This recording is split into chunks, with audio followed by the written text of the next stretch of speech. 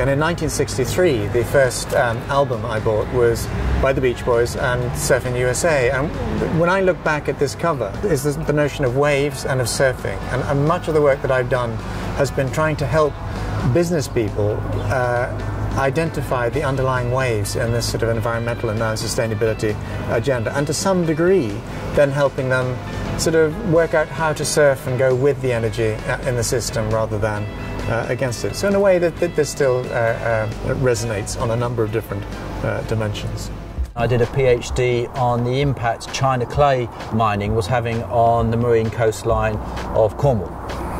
I was studying these things, which are dead muddy worms, because if you look at the different species of worms, you can tell how polluted or not that particular coast. If there's lots of big healthy worms, like this one, it's quite clean. If there's no worms or small worms or particular species of worms, it tends to mean it's really polluted.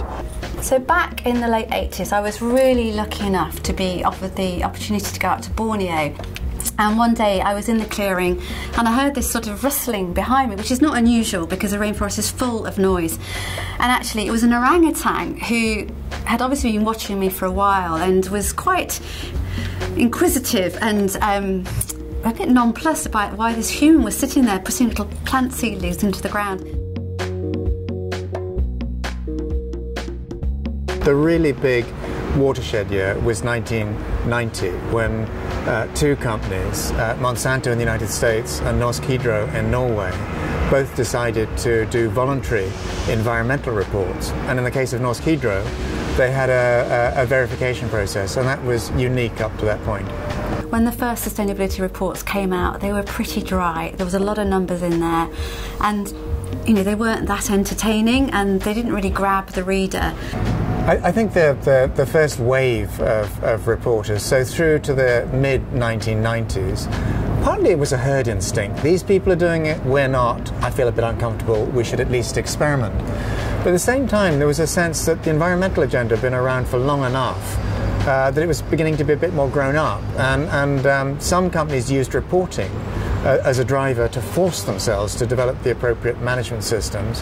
For us at The Guardian, it was saying actually how can we create an internal engine of change in the business, and so the sustainability reporting was a way of bringing together information, bringing together energy into one. So the report was there just to, in a sense, be an agent of change. The Stern Report and An Inconvenient Truth actually had quite different effects. So the Stern Review on the Economics of Climate Change I think is best seen as a tool or as a report that legitimised public policy action on climate change. An Inconvenient Truth actually had quite a different effect, because at the time An Inconvenient Truth was launched, and as you will remember, Al Gore did a number of high-profile events in the UK. Quite a lot of business leaders were brought or dragged, depending on which term one uses, along to events where he spoke.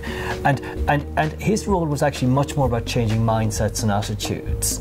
But together with the introduction of emissions trading in Europe and the fourth assessment report from the Intergovernmental Panel on Climate Change, it was really I think what happened was the debate in the investment community went from one of will there be action on climate change to one around the inevitability of policy action on climate change, where the remaining uncertainty was around the timing of that intervention.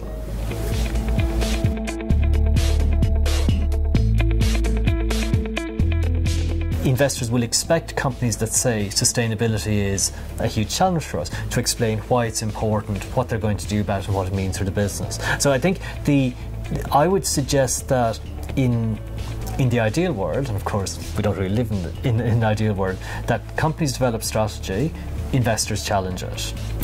I think a big driver for the change that we've seen was the realisation who was reading these reports, and the reality is that data is really important for some investors, for some NGOs, but by and large the majority of people that you want to engage with probably don't need the detail of the numbers and actually need stories. They need this whole agenda to be brought to life. These standard template reports full of numbers, nobody's reading them, and they know that. So people are looking for more creative ways to engage stakeholders through conversation, through videos, through YouTube. Creativity is vital. I mean, we all know there's the old saying that nobody reads their reports, So I think the more dynamic it is and the more open it is and and the more interactive it is, the more you're going to engage different audiences. What we're seeing now is environmental reporting is less about just a presentation of numbers and reassurances that you're not as bad as we think we are, but an open invitation to a conversation about here are the big challenges and problems I'm facing. This is my opinion. Please join me and work with me to find a common solution. So it's less about numbers, it's more about conversation. So last year, Accenture for the Global Compact did a survey of 766 CEOs around the world, and 93% said, no, we really now sort of understand sustainability is important. 88% said, we now know we've got to drive it through our supply chains, like Walmart have.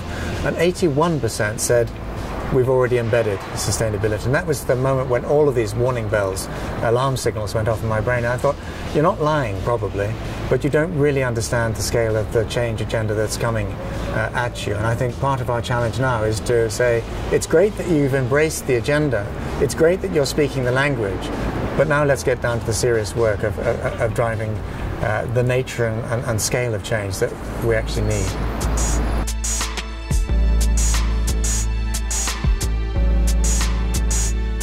My sort of number one prediction about what sustainability reporting will look like over the next 5 or 6 years will be a lot more about storytelling. There'll be far more creative ways of telling the story.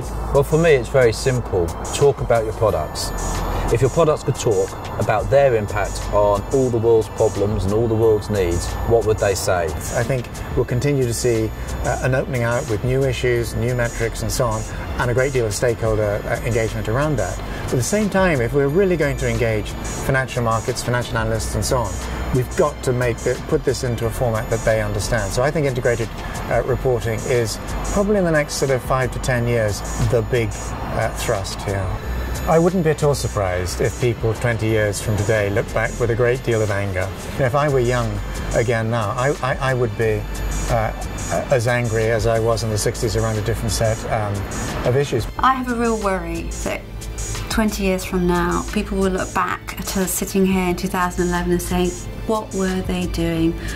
Why were they ignoring the science? Why were they ignoring these big and real impacts on the environment? The science around climate change impacts in particular is incredibly stark, and yet we don't have a global agreement. We are worrying about inconsequential things, and I think in 20 years' time people will say, well, the writing was on the wall, why did they not act sooner and more decisively?